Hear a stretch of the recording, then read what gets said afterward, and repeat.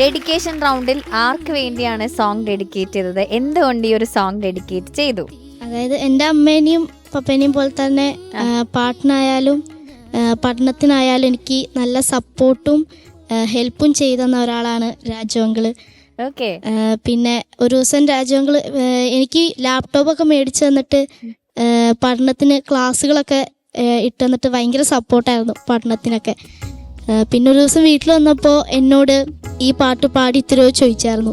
പക്ഷെ അന്ന് എനിക്ക് ഈ പാട്ട് അറിയാത്തതുകൊണ്ട് എനിക്ക് പാടിക്കൊടുക്കാൻ പറ്റിയില്ല. പക്ഷെ ഇന്ന് ഞാൻ ഈ പാട്ട് ഇവിടെ പാടുന്നതുകൊണ്ട് ഞാൻ അങ്കിൾക്ക് ഡെഡിക്കേറ്റ് ചെയ്തു. ഒപ്പം വയനാട്ടിലെ എൻ്റെ വീടിനടുത്തുള്ള ചൂരമലയിൽ നടന്ന ദുരന്തത്തിൽ നമ്മളെ വേർപിരിഞ്ഞു പോയവരുടെ ഓർമ്മയ്ക്ക് വേണ്ടി ഞാൻ ഈ പാട്ട് സമർപ്പിക്കുന്നു.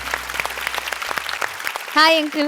ഹായ്. മെബുവിന്റെ പാട്ട് എപ്പോഴും കേൾക്കാറുണ്ടോ? മെബുട്ടിന്റെ ഒരു 4 വർഷമായിട്ട് മെബുവിന്റെ പുറകെ നടക്കുന്ന പാട്ടുമായിട്ട് കേൾക്കും. അവന്റെ മെലഡി സോങ് ആണ് എനിക്ക് ഏറ്റവും വലിയ ഇഷ്ടം.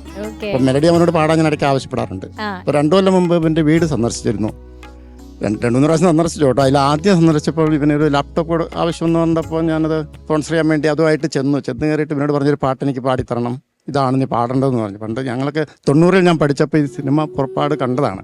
അപ്പോൾ അതെനിക്ക് ഭയങ്കര ഇൻഫ്ലുവൻസ് ആയി. കാരണം കുടിയേറ്റം എന്നുള്ളത് നമ്മുടെ കുടിയേറിയ വരാം. ഞാൻ കണ്ണൂർ ജില്ലയാണ്. ഓക്കെ. മെബുവിൻ്റെ അടുത്ത അയൽ ജില്ലയാണ്. പിന്നെ മെബു അംബാസഡർ ആയിരിക്കുന്ന ഹൈസ്കൂളിൽ നിന്ന് പിരിഞ്ഞൊരു അധ്യാപനമാണ്. മെബിൻ അംബാസഡറോ?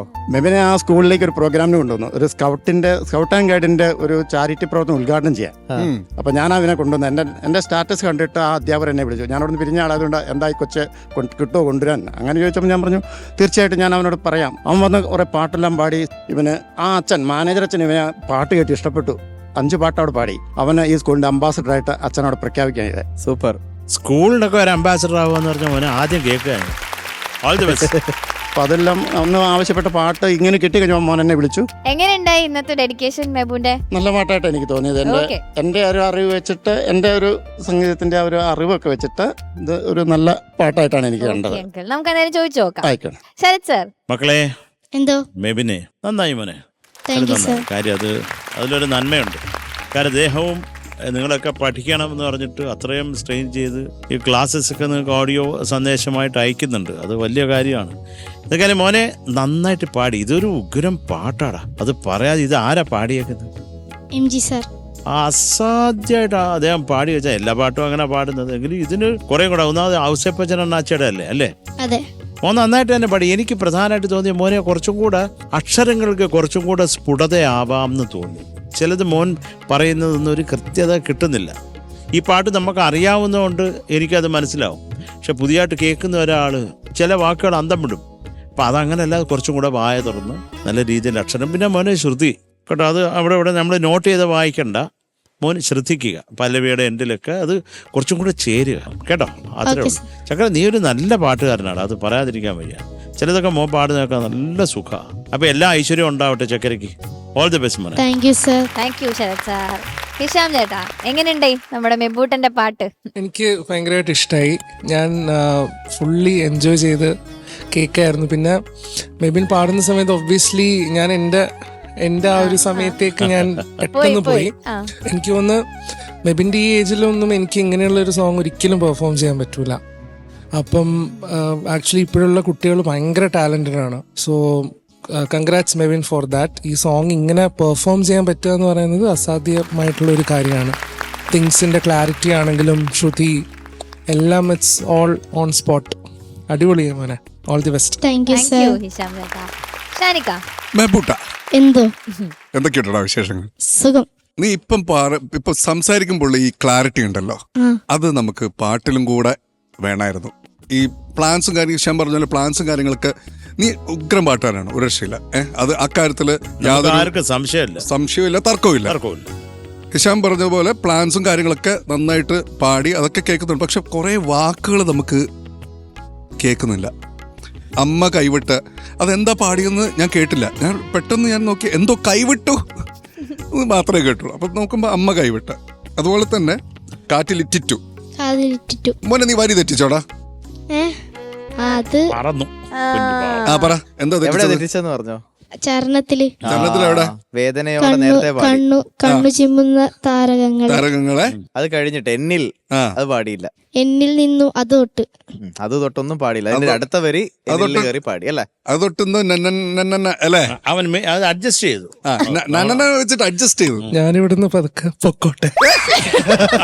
അതെന്താ ഒരു നന്നന്റെ കഥ പറയണ്ടെന്ന്?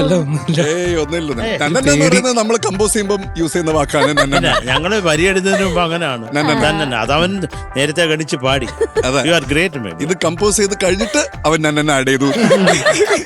പിന്നെ അതുപോലെ മാധുരി ഇത് നമുക്ക് മനസ്സിലാകുന്നില്ല മേവര്, അത് മാത്രമേ ഉള്ളൂ കേട്ടോ പ്രശ്നം. പിന്നെ വരി മാറിയതൊക്കെ മോനെ 100th എപ്പിസോഡില് നീ വരി ഫ്ലിപ്പ് ചെയ്തെന്നൊക്കെ പറഞ്ഞാലേ ഇമ്മിണി ബുദ്ധിമുട്ടാണ്. അത്രേ ഉള്ളൂ. വേർഡ്സിന്റെ ക്ലാരിറ്റി, മൈക്ക് പ്ലേസ്മെന്റ് ഇതൊക്കെ ശ്രദ്ധിക്കുക കേട്ടോ.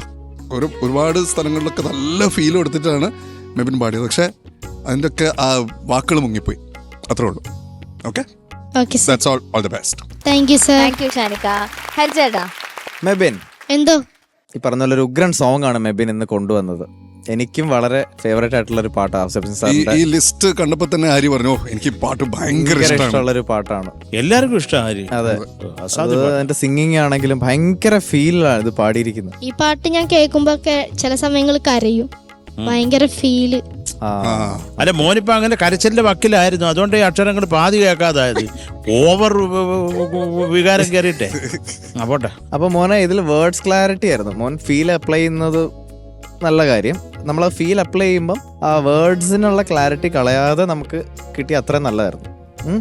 അതാണ് എനിക്ക് ഫീൽ ചെയ്തത്. പക്ഷെ ഈ ഫീലിൽ ഈ പ്രായത്തിൽ പാടുക എന്ന് പറയുന്നത് ഇറ്റ്സ് ഗ്രേറ്റ് കേട്ടോ. അതൊരു വലിയ അപ്ലോസ് മെബിന് കൊടുക്കണം. Thank you sir. And next time തൊട്ട് ഇതുപോലത്തെ ചെറിയ മിസ്റ്റേക്സ് ഒന്നും വരുത്തരുത്. കാരണം മെബിൻ ഇങ്ങനെ നല്ലൊരു ഗ്രാഫിലാണ് പൊക്കോണ്ടിരിക്കുന്നത്. അപ്പോൾ നമ്മൾ ഈ മിസ്റ്റേക്സ് വരുത്തുമ്പം മെബിൻ അങ്ങനെ പോകേണ്ട ഒരാളല്ല അല്ലേ? അതെ. അപ്പം മെബിൻ അതിൽ കുറച്ചും കൂടി ഒന്ന് ഫോക്കസ് ചെയ്യണം. All the very best. Thank you sir. Thank you ഹരിച്ചേട്ടാ. മെബു, എന്തോ മാർക്സ് ചോദിക്കാം. ശരത് സർ. മെബു എന്തോന്നടാ ഇങ്ങനെ പറഞ്ഞ മാർക്ക് 2. അയ്യോ അയ്യോ, എന്തൊരു ക്ലാരിറ്റി, ഭയങ്കര ക്ലാരിറ്റി. ഇപ്പോഴൊക്കെ എന്ത് ക്ലാരിറ്റി. എനിക്ക് മാർക്ക് വേണം, കിട്ടിയേ പറ്റൂ എന്നൊക്കെ അക്ഷരസ്ഫുടത്തെ ഉച്ചയിൽ. മക്കളെ എന്തോ 8 mark. Thank you sir. Thank you Sharath sir. സാർമാരെ ഇട്ടല്ലോ അല്ലേ? Okay Mebu, all the best. അടുത്ത പാട്ടുകൾ ശ്രദ്ധിക്കണം. ഓക്കെ.